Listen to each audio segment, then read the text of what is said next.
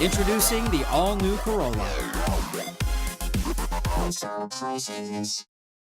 After saying goodbye almost a year ago, families will begin welcoming their soldiers home tomorrow night as the first wave of Guam National Guardsmen returns from deployment.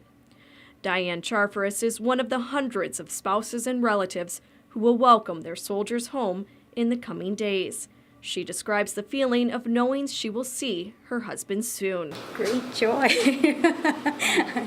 First Lieutenant Edward Charfaris was part of the largest deployment in the Guam National Guard's history.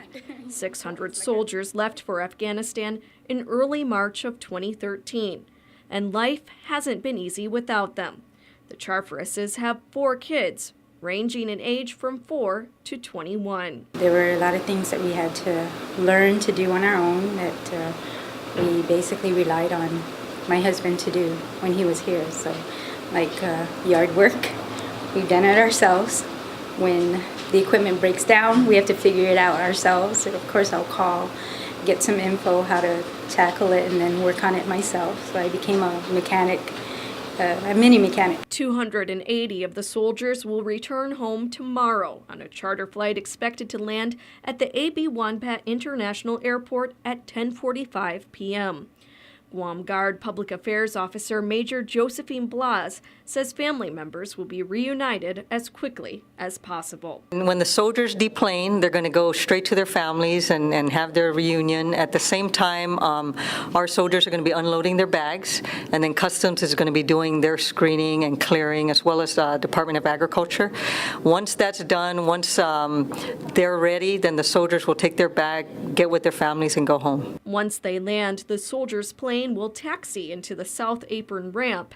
Anyone who wants to welcome the soldiers is asked to arrive through the Route 8 entrance at Tiedson, where airport police will direct you to the parking area. The way we're going to set up the reunion is it's going to be, they're going to be canopies designated by unit. So when the soldiers get off the plane, we're going to tell them, hey, go to the canopy marked with your unit, letter on it, and that's where your family's going to be at. So we're asking the families when they get there, go to the correct tent with the marked unit, because that's where your soldier's going to be heading, and that'll make the reunion process a little easier.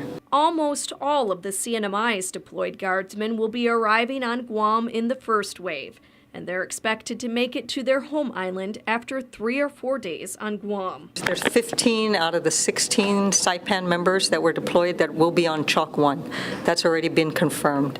And then they'll go through all the same in processing with the rest of the Guam soldiers when they get home before they go back to Saipan. Diane isn't sure when her husband will return to Guam, as the demobilization process is still ongoing for the 300-plus soldiers who won't be arriving tomorrow.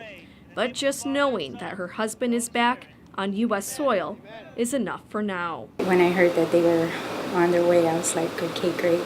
And when I heard that they landed, I was like, even better. I can sleep better. With him being back in country, it's more of the worries like what might happen, what could happen.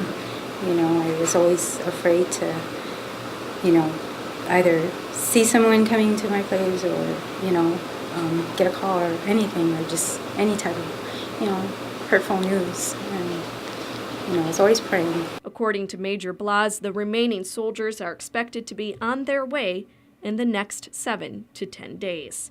Betsy Brown, PNC News.